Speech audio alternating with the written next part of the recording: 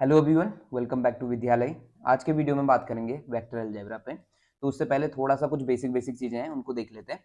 तो सबसे पहले क्वांटिटी अगर कोई हमारे पास है, कोई भी क्वांटिटी, तो क्वांटिटी दो हिस्सों में बट सकती है। एक आपका या तो स्केलर हो सकती है वो, या आपका वो क्या हो सकती है, वेक्टर हो सकती है। ठीक, अगर कोई क्वांटिटी स्केलर होने का मतलब क्या है, इसके पास सिर्फ और सिर्फ क्या होगा, मैग्नीट्यूड होगा। ठीक, और अगर वेक्टर क्वांटिटी है तो मैग्नीट्यूड तो होगा ही होगा, प्लस उसके साथ क्या होगी, उसकी डायरेक्शन भी होगी। ठीक है, कुछ एग्जांपल्स के लिए उठा लें तो ये डिस्टेंस को आपका, ठीक, और यहां अगर मैं बात कर लूं तो ये कौन, वेलोसिटी हो गई, डिस्प्लेसमेंट हो गया। ठीक, ये सारी चीजें जो बचपन में हम पढ़ते थे वो इसके अंदर आ जाएंगी। ठीक, चलो डायरेक्ट अब स्टार्ट करते हैं, वेक्टर से आगे बढ़ते हैं। तो वेक्टर के पास क्या क्या है, मैग्नीट्यूड भी है और डायरेक्शन भी है। ठीक, तो अब टाइप्स ऑफ वेक्टर पे चलते, थोड़ा सा यहाँ से क्वेश्चन बन सकता है, तो इस वजह से इस टाइप्स ऑफ वेक्टर को मैं ले आ रहा हूँ सामने। तो टाइप्स ऑफ वेक्टर, तो टाइप्स ऑफ वेक्टर में क्या क्या हो सकता है, सबसे पहले नल वेक्टर या जीरो वेक्टर हम इसको कहते हैं। नल वेक्टर का मतलब क्या हो गया, जिसका मैग्नीट्यूड जीरो होगा, यानी एक ऐसा वेक्टर जो शुरू होते ही आपका क्या, उसी पॉइंट से उसी पॉइंट पे एंड हो जाएगा, यानी कि आपका ए से स्टार्ट हुआ और ए पर ही खत्म हो गया। ठीक, तो इस तरह की चीज को हम क्या कहते हैं, नल वेक्टर कहते हैं, या इसको सिंपली जीरो वेक्टर कहते हैं। ठीक, तो इसका जो मैग्नीट्यूड होगा, कि कोई वेक्टर अगर नल वेक्टर है तो उसका मैग्नीट्यूड कितना होगा, जीरो होगा। ठीक, सेकंड चीज, यूनिट वेक्टर।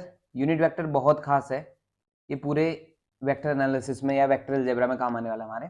तो यूनिट वेक्टर क्या होता है कि कोई vector A vector unit vector तभी कहलाएगा जब उसका मैग्नीट्यूड कितना होगा, वन होगा। ठीक, इतना समझ आ गया होगा, ज्यादा प्रॉब्लम नहीं है इसमें। अगले टर्म में आता है पैरेलल वेक्टर।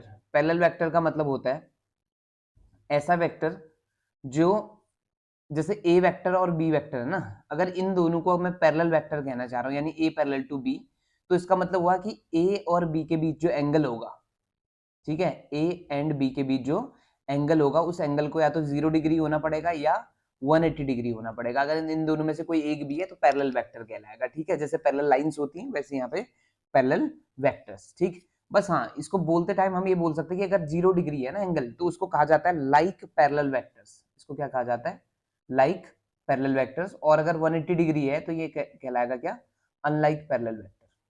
क्लियर इतना। फोर्थ नंबर पे आते हैं, ये आपका इक्वल वेक्टर्स। इक्वल वेक्टर का मतलब आप समझ गए होंगे। इक्वल वेक्टर का मतलब हो गया जिसके पास मैग्नीट्यूड और डायरेक्शन सेम होगी, है ना। तो इक्वल मैग्नीट्यूड होना चाहिए, यानी कि ए और बी जो है इक्वल तभी कहलाएंगे जब इनका मैग्नीट्यूड तो सेम होगा ही होगा और डायरेक्शन भी सेम होगी। ठीक, डायरेक्शन मस्ट बी सेम। समझ आ गया होगा यहां तक। चलिए जी, फिफ्थ पे आते हैं। अगला टर्म है आपका कोलिनियर वेक्टर्स। कोलिनियर वेक्टर को की डेफिनेशन कुछ इस तरह से है। कोलिनियर वेक्टर का मतलब हो गया कि दो वेक्टर्स ए और बी कोलिनियर तभी कहलाएंगे जब ये सेम लाइन के पैरेलल होंगे। जैसे मान लो ये ए वेक्टर है ना, ये दूसरा एक वेक्टर और बना दिया इसी में। देखो ए वेक्टर का मतलब मान लो थोड़ी देर के लिए 2i प्लस, कंपोनेंट फॉर्म की बात कर रहा हूँ, 2i plus 3j plus 6k, और बी वेक्टर मान लो मैंने इसे मल्टीप्लाई कर दिया 4 से, तो ये क्या हो जाएगा, 8i plus 12j plus 24k। तो ये ए वेक्टर और बी वेक्टर ऐसे केस में क्या कहलाएंगे, कोलिनियर वेक्टर कहलाएंगे। यानी कि सिंपल आपका एक लाइन में है, सपोज करो यहाँ से लेके यहाँ तक मैंने ए वेक्टर बोल दिया, यहाँ से लेके यहाँ तक मैंने बी वेक्टर बोल दिया, ये पूरा। ठीक, तो ये क्या कहलाएगा आपका, A vector and B vector are collinear vector. ठीक, या इसकी दूसरी डेफिनेशन है वो कुछ ऐसी कि if A and B are parallel to a same line then these two are collinear vector. ठीक, कोलिनियर वेक्टर में एक खासियत होगी कि आपका या तो इनका एंड पॉइंट या आपका इनिशियल पॉइंट कोई एक सेम होगा। जैसे अगर मैं बात करूं ए बी वेक्टर और ए सी वेक्टर कोलिनियर वेक्टर हो गए। ठीक, क्योंकि आपका इनमें ए क्या है, सेम है, तो आप इसको समझ सकते हैं कि आपका ए वेक्टर और यानी कोई दो वेक्टर में अगर इनिशियल और फाइनल पॉइंट में से किसी एक में कोई एक पॉइंट क्या है, सेम है, तो उसको हम कह देंगे कोलिनियर वेक्टर। ठीक है, चलो नेक्स्ट पॉइंट पे आए। अगला है को इनिशियल वेक्टर।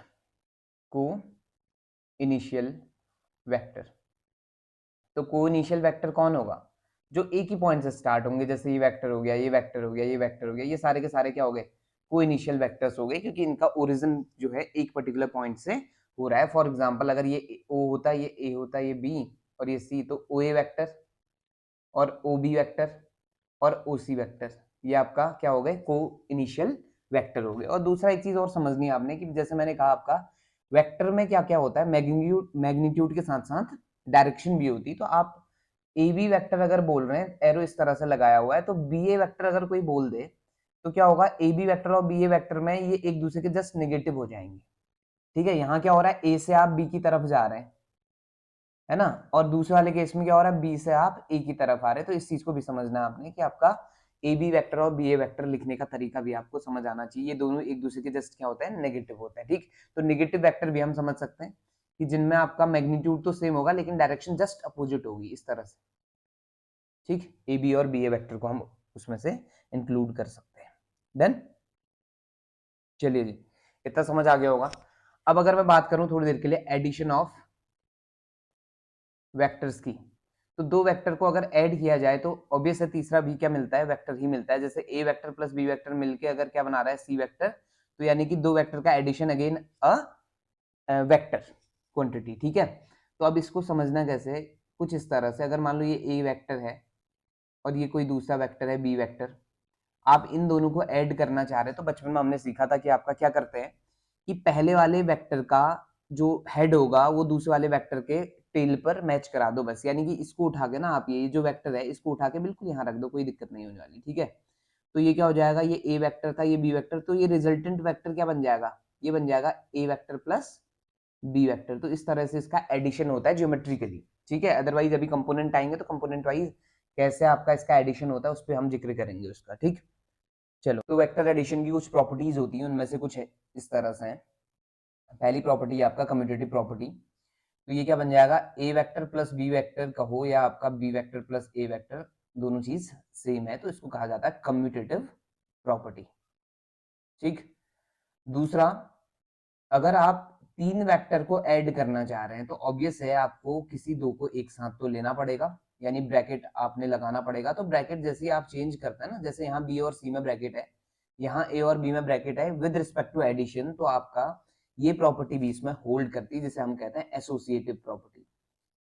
ठीक है, आप ब्रैकेट चेंज कर सकते हैं, कोई प्रॉब्लम नहीं होने वाली, यानी कि आप बी प्लस सी में ब्रैकेट लगाएं चाहे ए प्लस बी में, तीनों का एडिशन फिर भी सेम आएगा। ठीक, तो ये कुछ प्रॉपर्टीज होगी किससे रिलेटेड, हमारी वेक्टर एडिशन से रिलेटेड। ठीक है, चलो, अब एक चीज और सीखते हैं कि अगर किसी वेक्टर को, थोड़ा सा मैंने हिंट दे दिया आपको कि आपका स्केलर मल्टीप्लिकेशन विद वेक्टर। ठीक, तो यहाँ पे भी वही कर रहे हैं हम कि स्केलर मल्टीप्लिकेशन, समझ लो इसको मल्टीप्लिकेशन। तो किसी वेक्टर को अगर आप किसी स्केलर से मल्टीप्लाई करते हैं तो किस तरह का रिजल्ट आता है उसको देखते हैं। ठीक है, जैसे मान लो ए वेक्टर है कोई, अगर ए वेक्टर की लेंथ इस तरह से है, देखो ये ए वेक्टर था, अगर मैं क्या करूं, 2a वेक्टर निकालने की कोशिश करूं, तो 2a वेक्टर भी इसी के डायरेक्शन में होगा, बस लेंथ उसकी क्या हो जाएगी, ट्वाइस हो जाएगी द ओरिजिनल वन, है ना, कि पहले वाले से कितनी हो जाएगी, ट्वाइस हो जाएगी। अब सपोज करो हाफ ऑफ ए की बात करेंगे आप, तो हाफ ऑफ ए का मतलब हो जाएगा जस्ट ए से आधा हो जाएगी लेंथ उसकी, बस, बाकी कोई प्रॉब्लम नहीं होने वाली। यानी कि scalar multiplication of a vector का मतलब क्या हो गया कि आप अगर किसी वेक्टर को मल्टीप्लाई करते हैं किसी नंबर से, तो स्केलर मतलब यहाँ पे नंबर है, रियल नंबर हो सकता है, कॉम्प्लेक्स नंबर हो सकता है, कोई भी नंबर। ठीक है, तो अगर आप इससे मल्टीप्लाई करते हैं ना इसको, तो ये जो चीज है ये आपका सिर्फ मैग्नीट्यूड में चेंज आएगा, बाकी कोई प्रॉब्लम नहीं होने वाली है। ठीक है, चलिए जी, अब थोड़ा और आगे बढ़ते हैं, फिर मेन पॉइंट पे आएंगे जो आपका डॉट और क्रॉस प्रोडक्ट से रिलेटेड है, उससे आगे हम स्टार्ट करेंगे उस कहानी को। ठीक, तो उससे पहले एक चीज और समझ लेते हैं, component of a vector, components of a vector. ठीक है, तो कंपोनेंट ऑफ ए वेक्टर का मतलब क्या है, देखो अगर आपका 3D की बात मैं करूं, 3 डायमेंशन की, तो इसमें क्या होता है, जैसे कोई पर्टिकुलर पॉइंट उठा लिया मैंने, है ना, ये पॉइंट मान लो इसके कोऑर्डिनेट है x, y, z। ठीक, तो इसके कोऑर्डिनेट अगर x, y, z है, तो इसको मैं कनेक्ट करता हूं मान लो ओरिजिन से, तो ये OP वेक्टर एक पोजीशन वेक्टर हो जाएगा, किसका, P पॉइंट का। तो ये किस तरह से लिखा जाता है, x i cap plus y j cap plus z k cap. तो यहाँ जो i j और k है ना, ये आपका एक्चुअल में यूनिट वेक्टर्स है, यूनिट वेक्टर्स है in the direction of x axis, y axis, z axis respectively. यानी x एक्सिस के लिए कौन होगा यूनिट वेक्टर, i कैप, और y एक्सिस के लिए कौन, j कैप, और z एक्सिस के लिए कौन, k कैप। ये जो कैप नोटेशन है, इस वेक्टर को अगर मैं ऐसे लिख दूं तो ये आपका, इससे पता नहीं चलेगा आपका ये यूनिट वेक्टर है, यूनिट वेक्टर का नोटेशन कौन होता है? कैप। ठीक है, अगर मैंने किसी भी वेक्टर के ऊपर, जैसे ए के ऊपर मैंने कैप लगा दी, इसका मतलब ये था कि आपका यूनिट वेक्टर है। ठीक, समझ आ गया होगा यहाँ तक? तो ये जो आई जे के है, ये क्या है? यूनिट वेक्टर्स हैं। तो अगर किसी वेक्टर को हम कंपोनेंट फॉर्म में इस तरह से लिखते हैं, तो कंपोनेंट फॉर्म का मतलब हो गया ये जो एक्स है, ये वाई है, ये जेड है, ये कहलाएगा कंपोनेंट। एक्स कंपोनेंट हो गया एक्स वाला, वाई कंपोनेंट वाई जो है, और जेड कंपोनेंट जेड। करेक्ट? तो इनको हम कहते हैं कंपोनेंट फॉर्म कहते हैं किसी वेक्टर की, या सिंपली कंपोनेंट्स का मतलब कौन है यहाँ? X comma Y comma Z. अगर एक्स कंपोनेंट कोई पूछेगा तो एक्स हो गया, वाई कंपोनेंट कोई पूछता है तो वाई, और जेड कंपोनेंट कोई पूछता है तो जेड। तो जैसे फॉर एग्जांपल ये अगर एक वेक्टर है, तो इसका x कंपोनेंट 2 हो जाएगा, y कंपोनेंट 3 हो जाएगा, z कंपोनेंट क्या हो जाएगा? 4 हो जाएगा। करेक्ट? यहाँ तक आपको क्लियर हो गया होगा। अब यहीं पे ना एक चीज और बता दी जाए, आपको समझ आती होगी पहले से, कोई प्रॉब्लम नहीं है। Magnitude, magnitude of a vector. जैसे मान लो ये r वेक्टर है थोड़ी देर के लिए ना, तो r वेक्टर अगर मान लिया xi plus yj plus zk है, तो मैग्नीट्यूड ऑफ आर को इस तरह से डिनोट करते हैं, मॉड आर से, या सिंपली आर से भी डिनोट करते हैं। आर के ऊपर कैप या वेक्टर नहीं लगा होगा, ठीक? तो इन दोनों से डिनोट कर सकते हैं। और इसकी वैल्यू क्या होती है ना एक्चुअल में? Distance from origin. यानी जैसे मान लो इसको मैंने बोला ना कि आपका ओपी वेक्टर, ओपी वेक्टर का मतलब हो गया इसका मैग्नीट्यूड क्या होगा? The distance of between O and P is known as magnitude of that vector. यानी एक्चुअल में जो मैग्नीट्यूड होता है वो डिस्टेंस होती है उन दो पॉइंट्स की, जिन दो पॉइंट्स को मैंने ज्वाइन करके क्या बनाया? वेक्टर बनाया हुआ है। क्लियर? तो सिंपल ये समझ लो, अगर कोई कंपोनेंट फॉर्म में हमारे पास वेक्टर है, तो X square plus Y square plus Z square का अंडर रूट ही उसका क्या हो जाएगा? मैग्नीट्यूड। फॉर एग्जांपल इस केस को आगे बढ़ाते हैं आप, तो magnitude of R vector that is R equal to कितना हो जाएगा? Under root of 4 plus 9 plus 16। आप इसको ऐड कर लो, कितना हो जाएगा? Under root of 29। ये आपका क्या बन जाएगा? मैग्नीट्यूड बन जाएगा। क्लियर? तो मैग्नीट्यूड का मतलब क्या होता है? जिन दो पॉइंट्स को मिलाकर आपने वेक्टर बनाया हुआ, उन दोनों पॉइंट्स के बीच की डिस्टेंस को ही हम क्या कहते हैं? मैग्नीट्यूड कहते हैं। क्लियर? चलो एक यहां से एक पर्टिकुलर क्वेश्चन बन जाएगा आपके लिए, मैं क्वेश्चन है ये। ठीक, क्वेश्चन क्या बनेगा? देखो, आपसे कहा जाएगा कि find unit vector, unit vector of a vector equal to 2i plus 3j plus 4k। मान लो ये दिया हुआ, और इसके करस्पॉन्डिंग आपने क्या ढूंढना है? यूनिट वेक्टर ढूंढना है। ठीक है, करस्पॉन्डिंग टू होगा unit vector corresponding to a vector. आपने इसके करस्पॉन्डिंग यूनिट वेक्टर ढूंढने, तो आप क्या करेंगे? देखो, किसी भी वेक्टर में दो चीजें छुपी रहती हैं, एक उसका मैग्नीट्यूड और एक उसकी डायरेक्शन। डायरेक्शन को हम किससे दिखाते हैं? यूनिट वेक्टर से दिखाते हैं। तो अगर यूनिट वेक्टर निकालना होगा आपको, ठीक, तो ए कैप इक्वल टू क्या आ जाएगा? बताओ, ए वेक्टर अपॉन ए आ जाएगा। तो ये फॉर्मूला बन गया किसका? यूनिट वेक्टर का। यानी आर वेक्टर आपको दिया हुआ है, तो आर वेक्टर के लिए आप यूनिट वेक्टर ढूंढना चाह रहे हैं, तो आर कैप इक्वल टू क्या आ जाएगा? R vector divided by mod of R. तो वही चीज मैं यहाँ पे करूंगा। तो मैंने पहले क्या निकालना है? इसका मैग्नीट्यूड निकालना है, जो कि थोड़ी देर पहले हमने काम किया था, √29 आया था। तो therefore a cap unit vector along a vector क्या आ जाएगा? 2i plus 3j plus 4k divided by under root of 29। तो अलग अलग सेपरेट कर लो, आपका काम बन गया है ना। ये आपका यूनिट वेक्टर हो जाएगा। समझ आ गया होगा शायद इतना। ठीक, तो ये तो हो गया किसी वेक्टर के अलोंग अगर आप यूनिट वेक्टर निकालना चाह रहे हो तो किस तरह से फाइंड करेंगे, क्लियर हो गया। ठीक है, चलो जी, अब बात करते हैं कि अगर आप इन्हीं दो पॉइंट को कनेक्ट करके वेक्टर बनाना चाह रहे हैं, ठीक है, तो उसे कैसे फाइंड करेंगे आप? Vector joining two points. तो दो पॉइंट्स को ज्वाइन करके अगर वेक्टर बनाते हैं तो कैसे करेंगे? तो P मान लो x comma x1 y1 z1 है, और Q मान लिया x2 y2 z2 है। तो आप निकालने जा रहे हैं PQ वेक्टर। ध्यान से सुनिएगा, डायरेक्शन है फ्रॉम P टू Q। तो आपने क्या लिखना है? x2 minus x1 i cap, यानी x कंपोनेंट उठाने हैं, और जहां आप जा रहे हैं उसे पहले उठाना है ना। Q जा रहे हैं आप, तो Q के एलिमेंट्स को उठाओ। तो x2 minus x1 i cap plus y2 minus y1 j cap plus z2 minus z1 k cap. ये आपका हो गया PQ वेक्टर। यानी कि आपका दो पॉइंट्स को कनेक्ट करके अगर आप एक वेक्टर बनाना चाह रहे हैं, तो आप हमेशा याद ध्यान दें कि डायरेक्शन क्या रख रहे हैं आप, PQ रख रहे हैं या QP रख रहे हैं, तो उसके अकॉर्डिंग आप क्या करेंगे? फाइनल माइनस इनिशियल आई कैप जे कैप के कैप, इस तरह से कॉन्सेप्ट लगाते जाओ, आपका वेक्टर बनता जाएगा। ठीक है, अगर आपका इसका ज्योमेट्रिकल इंटरप्रिटेशन चाहिए होगा, ज्योमेट्रिकली आप इसको चेक करना चाह रहे होंगे, आपको नहीं समझ आ रहा होगा, तो प्लीज बता देना मुझे, मैं अगले वीडियो में बनाऊंगा। बट अभी के लिए ये इनफ है। ठीक, चलो, अगर आपका इसका मैग्नीट्यूड ढूंढना है, तो आपको पता है मैग्नीट्यूड कितना आ जाएगा इसका? PQ वेक्टर इक्वल टू क्या? तो under root of x2 minus x1 का whole square plus y2 minus y1 का whole square plus z2 minus z1 का होल स्क्वायर। इनडायरेक्टली ये है क्या, ये है distance between p and q। Magnitude of pq vector क्या है, distance between p and q ही है। करेक्ट इतना। हाँ तो अब बात कर रहे हैं सेक्शन फॉर्मूला पे, ठीक है।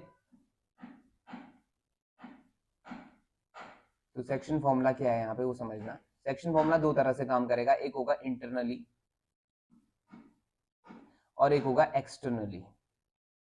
यानी कहने का मतलब है इंटरनली में क्या होगा, अगर मान लो दो वेक्टर के जॉइन को पकड़ रहे हैं, ये ए वेक्टर था, ये बी वेक्टर था, इन दोनों के बीच में किसी तीसरे की एंट्री हुई जो कि आर वेक्टर है, और ये किस रेशियो में डिवाइड कर रहा है इनको, एम रेशियो एन में, ठीक है।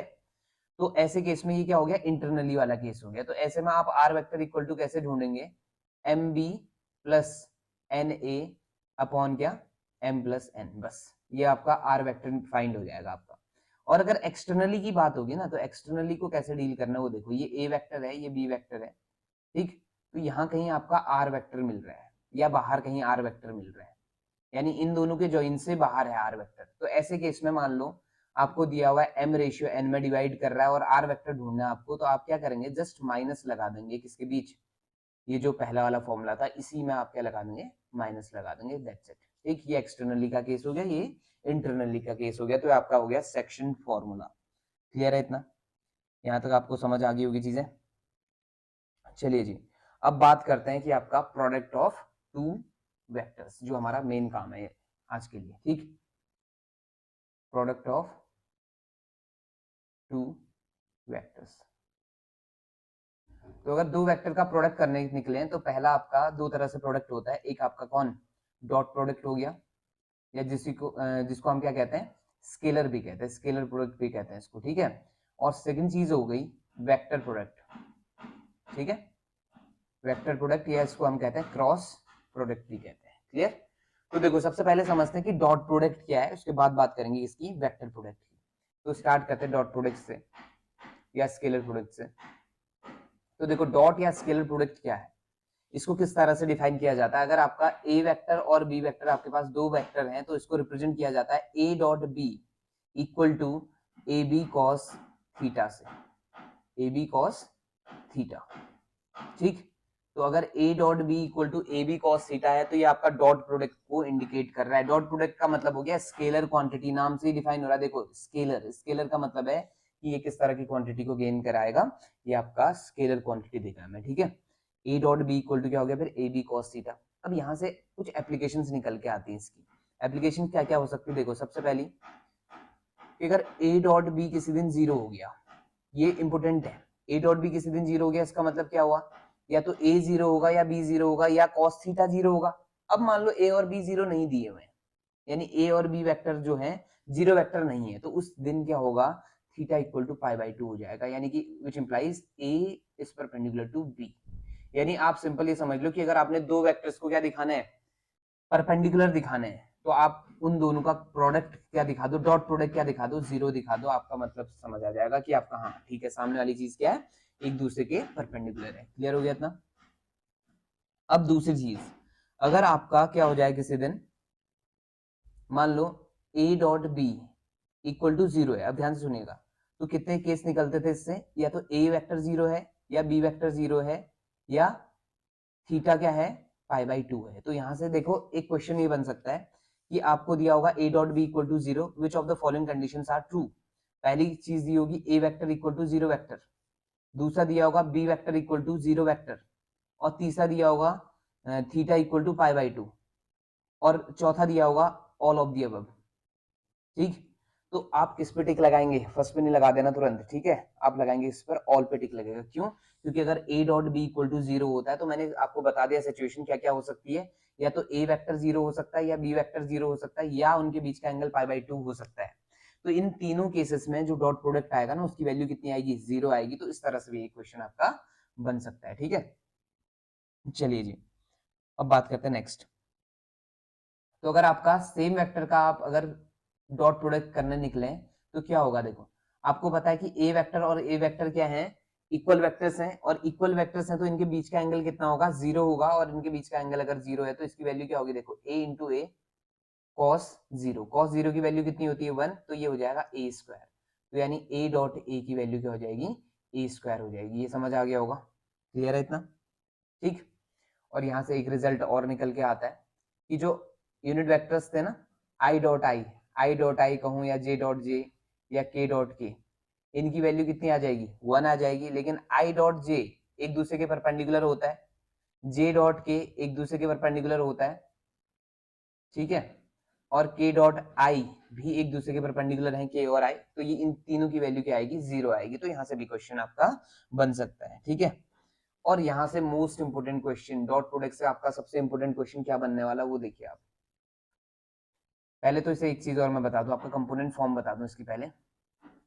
कंपोनेंट फॉर्म, तो कंपोनेंट फॉर्म क्या है, अगर ए वेक्टर दिया हुआ है आपको a1i plus b1j plus c1k, और बी वेक्टर दिया हुआ है आपको a2i plus b2j plus c2k, तो आपने क्या करना है a डॉट b आपने कैसे लिखना है आई के साथ, जे के साथ और के के साथ, इस तरह से आप डील करेंगे, आपका स्केलर क्वांटिटी आएगी, ये तो तय हो गया, ठीक। तो कंपोनेंट के साथ इस तरह से फॉर्म आपने बनानी है।